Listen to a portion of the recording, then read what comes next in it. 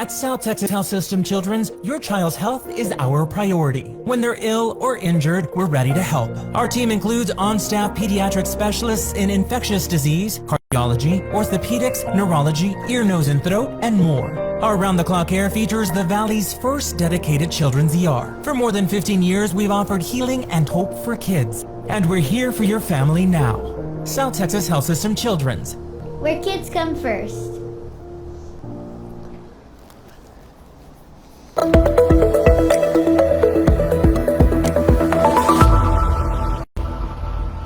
Good afternoon and welcome to our latest Let's Talk Children's Health webinar. I'm Tom Castañeda, the System Director of Marketing and Public Relations for South Texas Health System. On behalf of STHS Children's, thank you for joining us. Now, parents play a vital role in supporting their children's health and well-being. Engaged parents can help guide their children successfully through life, advocate for their children, and help shape their future by promoting healthy living. So to help parents better prioritize their children's health, STHS Children's hosts this series of monthly Let's Talk Children's Health webinars to provide important education on common health issues that affect kids. In this installment, we'll be talking about gastroenteritis in children. Pediatric gastroenteritis is common in infants and children. In the U.S., acute gastroenteritis accounts for 1.5 million visits to the doctor, 200,000 hospitalizations, and 300 deaths in children each year per the CDC. Gastroenteritis is easy to catch and spreads quickly, usually from person to person. So to help raise some more awareness about pediatric gastroenteritis and its impact on the health of kids, we're joined by Dr. Santos Cantu, a pediatric specialist and emergency medicine physician with South Texas Health System Children's. Thank you, Doctor, so much for joining us. You're welcome. You're welcome. Thank you for having me. When we talk about gastroenteritis in kids, like we hear a lot about it. Is it basically just the stomach flu is what we're talking about? Or are there some more parameters that come into play? Yes. What we would call gastroenteritis, to a parent, we will say it's stomach virus. Okay. So, yeah, sometimes a stomach flu also, but it's usually a virus infection. And we just call it a stomach virus. And is there a time of year when it's most common? Well, it seems like this year we've been seeing a lot of it throughout the entire year. Okay. Most of these virus illnesses in children are much more prevalent during the winter months and the fall months.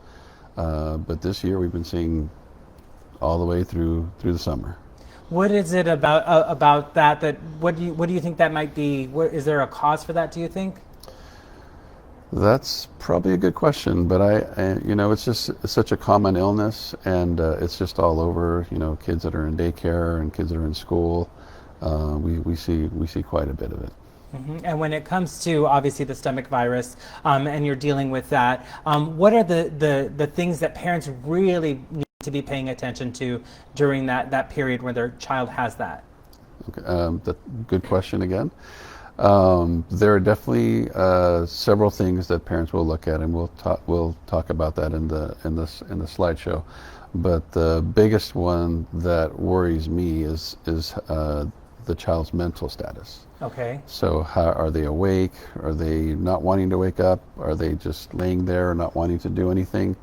That is a symptom that makes me most concerned, and would make most pediatricians concerned. Mm-hmm.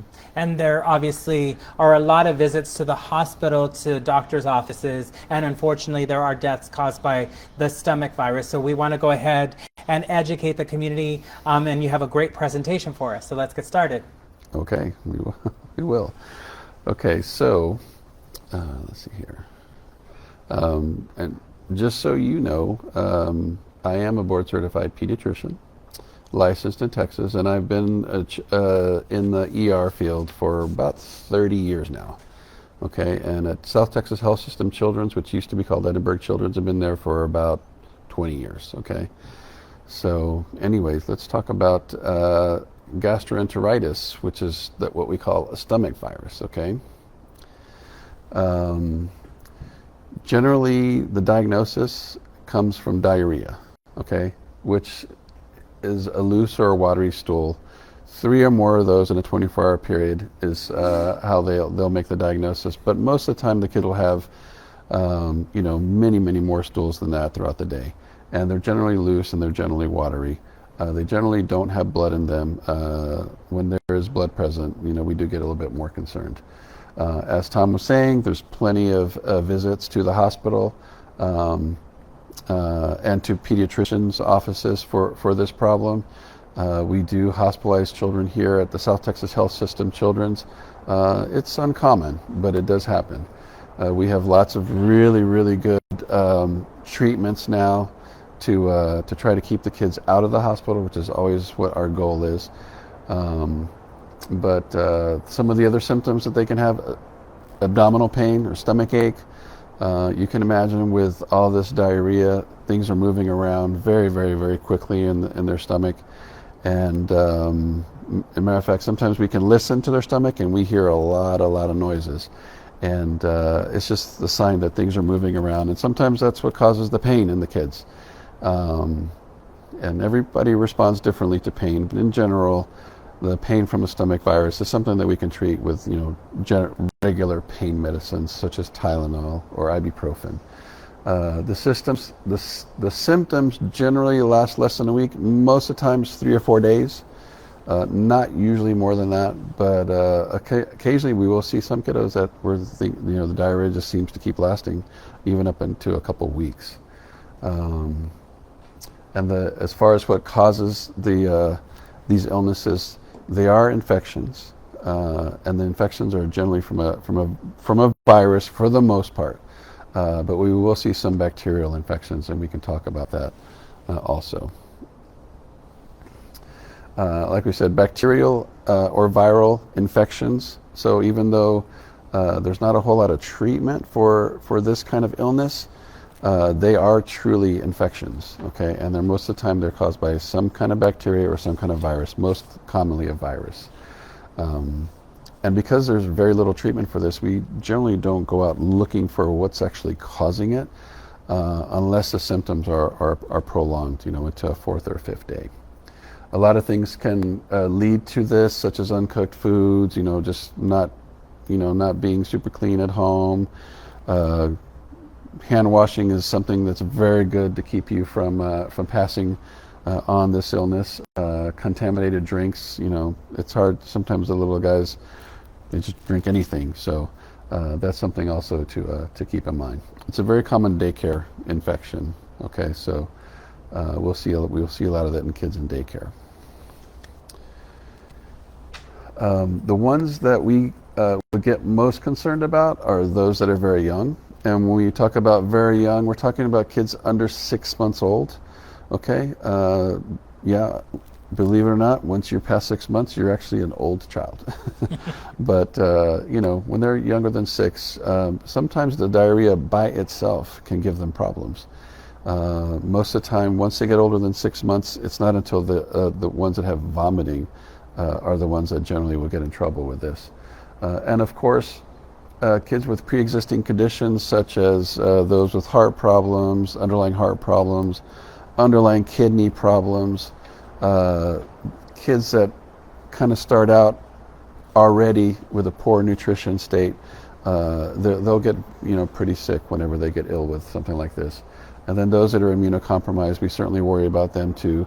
These would be children with cancer who are taking medications that make their immune systems weak, or other conditions for which they take those kinds of medications. So those would be the ones that we'd be most worried about.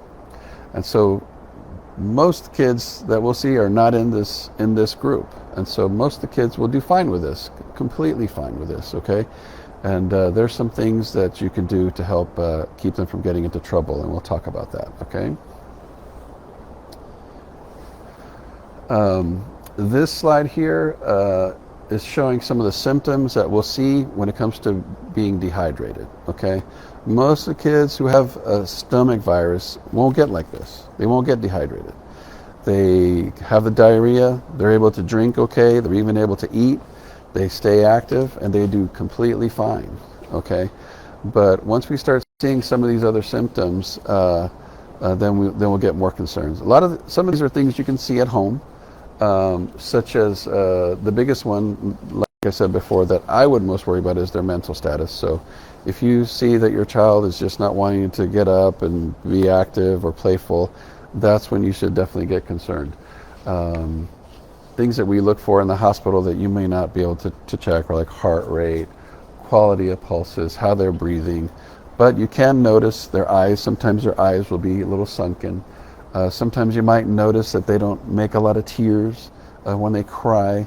Sometimes you might notice that their mouth is very dry or their lips are cracked. And then the other thing that you can sometimes notice at home is how well they're making urine, or their urine output. Wet diapers and the little ones that are in diapers, you might notice, wow, he's only had one wet diaper today, you know.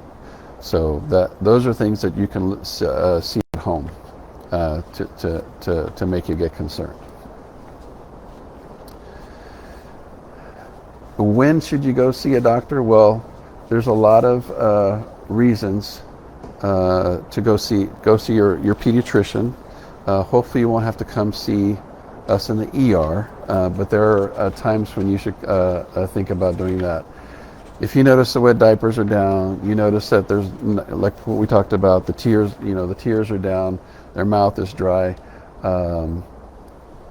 The fontanelle, which is the little soft spot on the babies, if you notice that it's sunken rather than nice and full, those are reasons for you to, get up and probably see your pediatrician, okay? And your pediatrician, after seeing your child, would know whether or not they should come to the emergency room, okay? This is a slide that's showing reasons to get seen by a provider. We talked about a lot of that. The two things that I really want to you to focus on are the persistent vomiting, okay, and the change in mental status, okay? Those are two things that we would really, really worry about while we're in the ER, okay? With diarrhea by itself, for the most part, you can keep up with it. The kids can drink, they can eat sometimes, and it's fine. If they're not vomiting, they can have whatever they want, okay?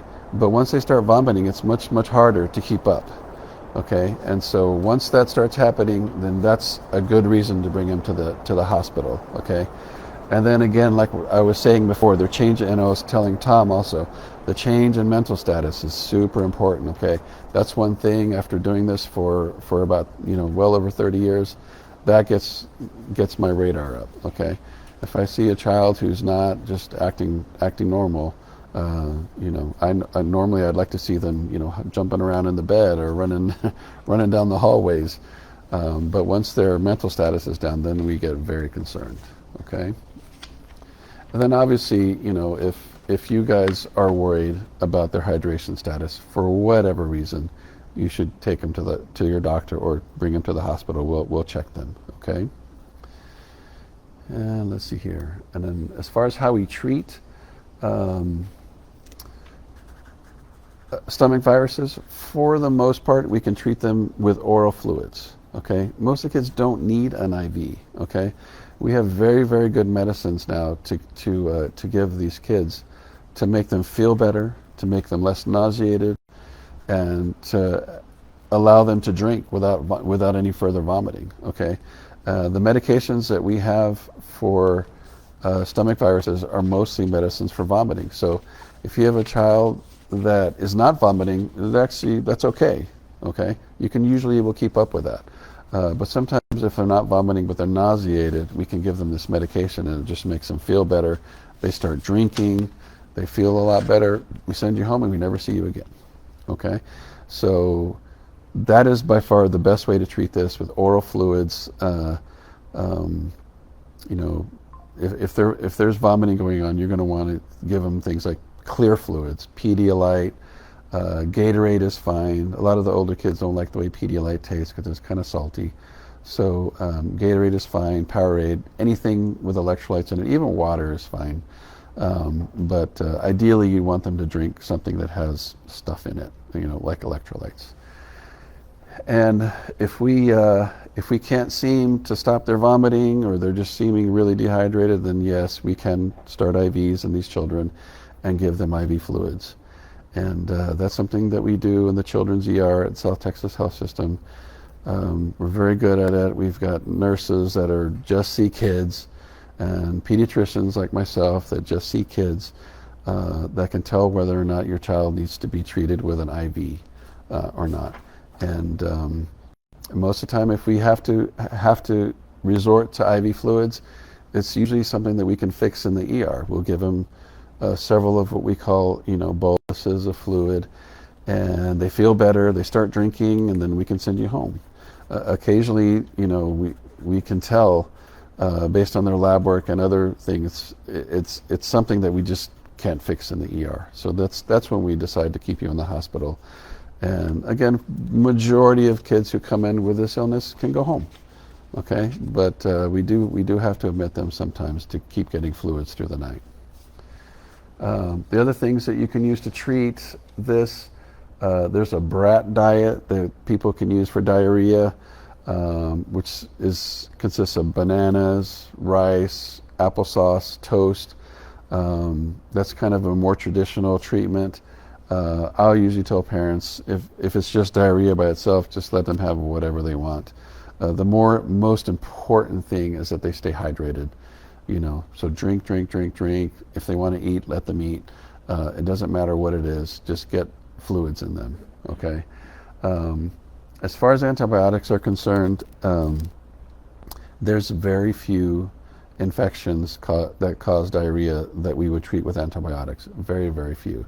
Matter of fact, occasionally we will send off testing for what is actually causing the virus, and most of them are viruses. And obviously, there's nothing to do for viruses. It's an infection that goes away by itself. There's not any medication to make viruses go away. But occasionally, we will identify a bacteria. And even if we do, the Academy of Pediatrics doesn't recommend treating most of these bacterial infections, because we've figured out over the years that if you actually give them antibiotics, they actually tend to have the infection longer, or they're more likely to spread it. So, giving antibiotics is usually not indicated for even bacterial infections, okay? So what we want to see most is just to see the diarrhea go away by itself, okay? There are a few of the bacterial infections that we will treat, and that's why we try to identify them at that point. And then the other thing, probiotics is something that has been recommended in the past. More recently, studies have come out showing it's, maybe not super helpful. It probably does help some kids, and it's not harmful. So it would be fine to try using probiotics if you wanted to. And then as far as how to avoid getting stomach viruses, well, these are like any other virus infections. They're all over, okay? You go to HEB and you touch the shopping cart and you come home, and even though your child may not go out at all, they get this stuff, okay? So it's super common, it's super contagious. Good hand washing is really the best way to keep stuff from spreading. And then, cleaning and disinfecting everything at home, okay? But it's really hard to keep from getting stuff like this, especially as a child. This is one of the most common childhood infections that we'll see. No, keep going. All right. And that officially concludes your presentation, but now you get to hear me ask you a bunch of questions. Great. Are you ready? Yes. Alrighty. Now, obviously, when it comes to viral gastroenteritis, there are several types, but we hear of rotavirus and norovirus. Can you tell us, is there anything that's different or that makes the treatment different? Yeah. So obviously, those two infections end with virus. So there is no treatment for these, okay? There's nothing, as far as for the virus itself, there's nothing we can give a child with a rotavirus to make the infection go away. The infection has to go away by itself. The main thing to do to treat these is to really make sure that they stay hydrated, okay? So lots and lots of fluids, and as long as they're not vomiting, generally they can stay out of trouble, okay? Once these kids start having vomiting symptoms, that's when, there's medicines that we can give to hopefully get them through the illness. And you talked about that normally the virus will last about 3 to 7 days is kind of the ballpark figure when it comes to the gastroenteritis in kids? Yes, so most any virus, even a cold virus, stomach virus, any kind of virus, 3 or 4 days of being sick. And then it gradually should get better. Occasionally we'll see some that last more for a few weeks. It's pretty uncommon, but we do see that. But they're usually pretty self-limited. 3 or 4 days is pretty typical, and then they gradually get better. Mm-hmm. If there are parents who obviously pay very close attention, so if they hit that 3-day mark or that 7-day mark, and they feel their child which is not getting better, what are the telltale signs that they really should be paying closer attention, or what should they be monitoring to see if it is slowly getting better? Yeah, well, you should see the number of stools, going down. Say we're having 10 stools a day during the second day. It should be going down to like 3, 4, and the kids should continue to stay active. The things to look out for, like we were talking before, are going to be a lot of vomiting or a change in their mental status. Okay, and that's what I'll tell parents every time when I send them home. If you keep throwing it, you have to bring them back. Okay. Now, usually we can make the vomiting go away with medications, but if they're continuing to have vomiting, someone needs to check them. Okay, and then obviously their mental status. So if you have a kiddo that's been sick for 7 days with symptoms, yes, that concerns us. But if they're still up and around and active, we wouldn't necessarily give that person IV fluids. It might be a point where we might actually send a stool sample to see what is causing it, in case it's one of those bacteria that we have to treat. Do you tend to see any cases that are sort of recurring, where you have a child come in and maybe a month later, and that's where you would maybe want to check if there's something in the home or in the environment that may be causing a repetitive infection?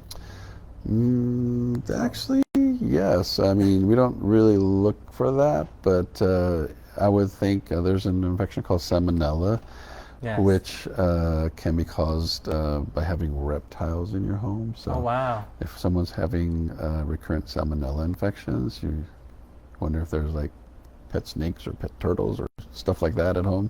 That may be an indication to check for that.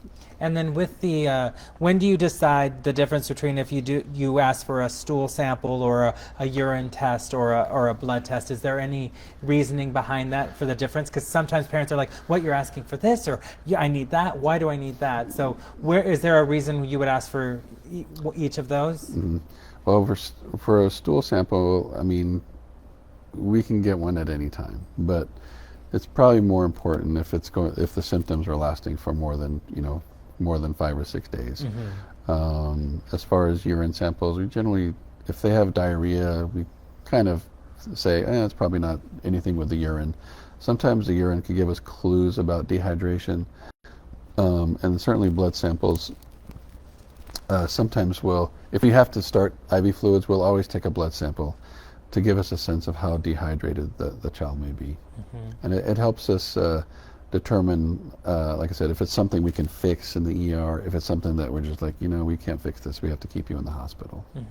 And obviously when we're talking about kids, and you touched on this a little bit in terms of dehydration and the signs of dehydration, and obviously we know as adults when we're thirsty, when we are fatigued, or those signs, but and kids unfortunately can't always, especially a 6-month-old can't tell you I'm thirsty. So let's go through those telltale signs that your child may be starting to experience some of those symptoms of dehydration so that we can catch it early. Yeah, so some of the things that you can see at home, like we talked about, are going to be the number of wet diapers, the amount of tears that they may have. But again, there's about 20 different things that we can look at as far as dehydration is concerned. The biggest one, and we'll reiterate it again, is their mental status. Is, how awake are they? How active are they? Okay, if your child is not active, someone needs to check them. Okay, that's just not normal. Okay, and then the other thing is a lot of vomiting. Okay. And we'll see, for instance, a patient that'll come in who the parent says hasn't had any wet diapers since yesterday. but they're very active. So, I mean, yes, that's something to worry about, the number of wet diapers. But again, there's about 20 different things that we look at as far as dehydration is concerned. Okay, and the one that you really should focus on the most is their their alertness, their mental status. And there are stages, obviously, of dehydration. So mild dehydration, you're just making sure they're drinking plenty of fluids. It's not necessarily a come to the ER if you're just starting to see those signs, but it's when you have that severe dehydration that you might need hospitalization or an IV, right? Right. But certainly there's your pediatricians should be available if you're concerned to see them. But you can always bring them to our ER. We'll see anybody. Yeah. we're there all the time. Well, you're there to help and to just make sure to ease any concerns a parent may have. You always want to, as parents, you're always looking out for your children and making sure. So any little thing, even if it's a call, you can probably help. Yes. All right. And then you touched on the brat diet, which I think was interesting, and it's something that is pretty simple that you can have in your pantry just for if there ever is any reason that your child may be facing an issue. So the bananas, rice, applesauce, and toast are all it's a pretty simple diet, and it's pretty easy to have them on hand, right? Yes. And it's just kind of a more classic way of treating diarrhea, but in general, diarrhea is something that we just want to come out. We want it to pass. We don't want it to be held up inside them. We want it to come out. But the brat diet theoretically will help take away some of the diarrhea and make their stools more formed. All right. Now, what can parents do to help with their kids if they start getting those belly cramps? Like, they're starting to get those issues. Obviously, you're drinking water for the dehydration and stuff, but belly cramps, and they're complaining about the pain. Is there anything to help soothe that? Yes. Well, in general, any kind of pain that your child may have at home, you can always give them pain medication, okay? And if they're having cramps from a stomach virus, definitely give them some acetaminophen, more known as Tylenol. Or some ibuprofen, which is also known as Motrin or Advil. These are medicines that are classically used for fever, but they're also used for pain. So if they seem uncomfortable or there's a discomfort of any kind, you can always give them medicines like that. Now, we talked about the treatment, and you went over staying well hydrated, obviously, getting those electrolytes, getting the Gatorade or the Pedialyte, whatever it may be. And then should you introduce food slowly to a child once they've had the diarrhea, if it's been severe? Is it a slow introduction to food, or, you don't want to definitely give them a cheeseburger right away? Well, that's not a 6-month-old at all. There's a lot of different thoughts on that. If it's just diarrhea by itself, and there's no vomiting, and a child wants to eat a cheeseburger, let them eat it, okay? It's more important that they get stuff in. More has to go in than what comes out, okay? So now it's the kids that's vomiting that will really focus on what they're taking in, okay? At first, it's going to be just clear fluids, okay? You can't give a kid that's vomiting a cheeseburger. You can't give a kid that's vomiting milk, okay? It has to be clear fluids. Water, Pedialyte, Gatorade, things like that, things that you can see through, okay? And once they can tolerate that for 6 to 8 hours, then we'll say, yeah, from there, try some soup, and then just kind of gradually increase their diet from there. And if they keep throwing up, back off, and come back to just the clear fluids, okay, and then go from there. But if there's no vomiting, really, they can have whatever they want. Now, we live in a region and in a culture that unfortunately goes to Mexico a lot to buy medicine, and they'll buy antibiotics. And how important is it to not just give your child antibiotics, especially because it's a virus? And so I think that having that conversation with your doctor and making sure that you're avoiding something like an antibiotic unless it's prescribed and necessary. Right. We've figured out, especially with gastroenteritis, that even many of the gastroenteritis infections that are caused by bacteria, that we don't want to treat them. And it's not just because, it's mostly because we figured out that treating them actually makes the illness last longer, or it makes them more contagious. Like they stay contagious for a longer period of time. So, and then there's other other bacterial infections that if we give antibiotics, we've figured out that it causes other really horrible problems. So it's really super important not to give antibiotics unless prescribed, by your doctor. And in the ER, we see a lot of these infections, and we have to kind of go through the exercise of figuring out whether or not they should be on antibiotic or not. And for the most part, the answer is no to antibiotics for this infection. Now, antidiarrheals, obviously, adults, you have an upset stomach, you're going into work, you don't want to be dealing with it, you take an antidiarrheal, you take an Imodium. But with kids, we should be avoiding any antidiarrheal medicine? Yes. We want this infection to come out. Okay, we don't want it to be backed up. And Imodium has other side effects in children that I'm not sure why adults don't get it, but it just makes them feel bad. I've seen plenty of children come to the ER who've taken Imodium, and they just, they've had awful effects from it. And they just have increased pain. We just want the infection to go away. So we generally don't give Imodium to children, or what's also called loperamide. All right. Now, probiotics, you touched on it a little bit, and it's a little bit controversial. In your opinion, do you think that a probiotic will help? No. I mean, the latest studies don't show any help. They don't show a positive effect. But again, it does probably help some kids. Kind of like cough and cold medicine, right? It's going to help, one or two kids, whereas it doesn't help the others. If it helps, then it's okay to use it. Probiotics are pretty harmless to use, so if you wanted to try that, it would probably be fine. But I wouldn't expect it to help, because when it's actually studied in scientific studies, there's no difference in giving someone probiotic versus giving someone sugar water. And then there is a rotavirus vaccine. Can you tell us a little bit about that? Is it recommended for children? I haven't been in primary care for a long time, but as far as I know, it is recommended. Years ago, of note, the rotavirus vaccine that they had back then was noted to cause other intestinal problems, so they actually took it off the market for quite some time, and as far as I know, they're using it now. And, it's a good vaccine. It prevents rotavirus, which is probably one of the more common causes of this illness. And in the U.S., most of the kids who get rotavirus do okay with it, but it is something that can help, your kid from getting sick and having to stay home from school, and parents having to stay home from work and things like that. But that's definitely a conversation that you can have with your pediatrician.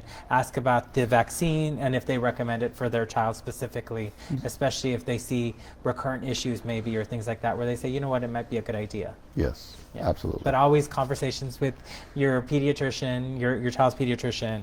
Now, what precautions should a parent take if they enroll their child in daycare? Obviously, daycare is just a hotbed for a lot of issues. What advice do you have for parents when they're going to enroll their kids in a daycare of what they should be doing just to make sure they're trying to keep their kids as protected as possible? Yeah, that's a tough question, Tom. Really tough question. Don't put them in there at all. I mean, daycares they're necessary, but all you can do is do your best to keep them clean when you get them home. Make sure you're washing your hands and wash their hands, and but there's so many infections that happen in daycare. It's almost impossible to keep yourself from getting them. But I don't know if daycares themselves have some kind of program to keep that from happening. But we see there's lots of kids together make for for infections like this. So it has probably nothing to do with the daycare itself, but it's just just kind of one of those things that happens. And if you suspect that your child may have gastroenteritis, you should keep them away from others. It's best to, especially if they have a fever. If they have a fever, they should not be going to daycare. Because once they get a fever, they're definitely contagious. And in general, if they have diarrhea, they're probably contagious. So you don't want to get everybody else sick. But It's just a common sense move. And I know sometimes you're like, but I don't have a babysitter, or I Right. can't, I have to work. But it is one of those that unfortunately you don't want to cause issues for other children. Right. Now, we talked a little bit about when to see the doctor. So obviously most cases will go away on their own, but when should you, let's just remind everyone when they should go and see the doctor. Yeah. So you could probably go see the doctor when you start seeing signs of dehydration. Okay. You notice that the number of wet diapers is down. You notice that they're not making tears when they cry. You notice that if they're doing a lot of vomiting, you definitely should take them. Okay. And your pediatrician can let you know if you need to go to the emergency room. If you see a change in their mental status, I would just bring them to the emergency room. Okay, don't even bother taking them to your doctor. That's the big red flag that we see. So. And that was my next question, was when should you go to the ER versus a pediatrician's office? So that mental status, if that changes in any way, their mental status changes at all, then you definitely want to be at the ER.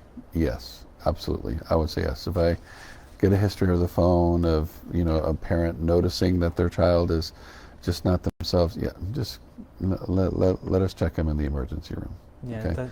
And I have to tell you too, don't take a 1-year-old child to the. I have nothing against adult ERs, okay, but it's best to bring them to the children's ER because I'm a pediatrician. All the nurses there are used to seeing children. They're used to putting IVs in little children, and they're just not used to that in adult ERs. It's a specialization, obviously, when it comes to pediatric emergency medicine, and you guys are very well trained to handle children and to really help them through the process, and plus it's a little less traumatizing for a child to be around other kids versus some adults and maybe having some different issues that might scare them. Yes, exactly. And STHS Children's it has the safari theme. It's very friendly and it's kid friendly, and you guys are just an amazing team. So I'm sure any parent will feel like they're in good hands. I would hope so. Well, you're supposed to say yes. Not I would hope so. Yes, absolutely. That's right. Now let's talk about prevention again, because prevention is so important. So teaching all family members to wash their hands, and you should do the happy birthday song as we learned during COVID. 20 seconds, a good hand wash, and making sure everyone's doing that, right? Okay, I've not heard that one, but that's good. That's you good. Sing happy birthday. You're supposed to do that. I remember that. And then making sure you're cleaning tabletops, doorknobs, and other surfaces that get touched a lot. So making sure you're doing that, right? Yes. And then one of the things you also have to remember is following food safety guidelines to prevent bacteria and viruses from getting into food and drinks. And obviously washing off fruits and vegetables, making sure you wash them, right? Yes. Fruits and vegetables, making sure you're cooking your chicken all the way, your pork all the way, all that kind of, keeping it refrigerated when it's supposed to be refrigerated. And there's a lot of those things that will definitely help prevent these infections. And do immunizations play a part in putting you at risk for certain things like the stomach virus, like if you're not necessarily caught up with your immunizations? Well, the only immunization that would help these viruses is, you mentioned it before, is the rotavirus vaccine. Most of the other immunizations won't have any effect on these kinds of infections. All right. Well, what is your final piece of advice that you'd like to give those watching us? Well, I would have to say that this is a super, super common illness, okay? And for the most part, your kids will do fine with this. But if you see them starting to have a lot of vomiting, or they're just not, their mental status is down. We've touched on this like many, many times during this short presentation here. Those are vomiting and change in mental status. They need to get checked, okay? And certainly your pediatrician is available to see your child for, if you're concerned at all. But again, in the ER at South Texas Health System Children's, we'll see you for anything. We'll check them. All righty. Well, thank you so much, Dr. Cantu. We appreciate your time and you giving all of this important information to parents in the Valley. You're welcome. All right, and that officially concludes our webinar. Thank you for joining us. We hope you will continue to prioritize the health of your kids. And we look forward to seeing you for our next installment of this Let's Talk Children's Health series on Wednesday, July 17th from 5:30 to 6:30 p.m. when we'll be talking about back to school readiness. Like and follow the STHS Children's Facebook page for more details on our future Let's Talk Children's Health webinars. And to view all of our previous Let's Talk webinars, all you have to do is visit sthsletstalk.com. Until our next seminar, stay healthy, stay safe, and please continue to prioritize your health and the health of your little ones.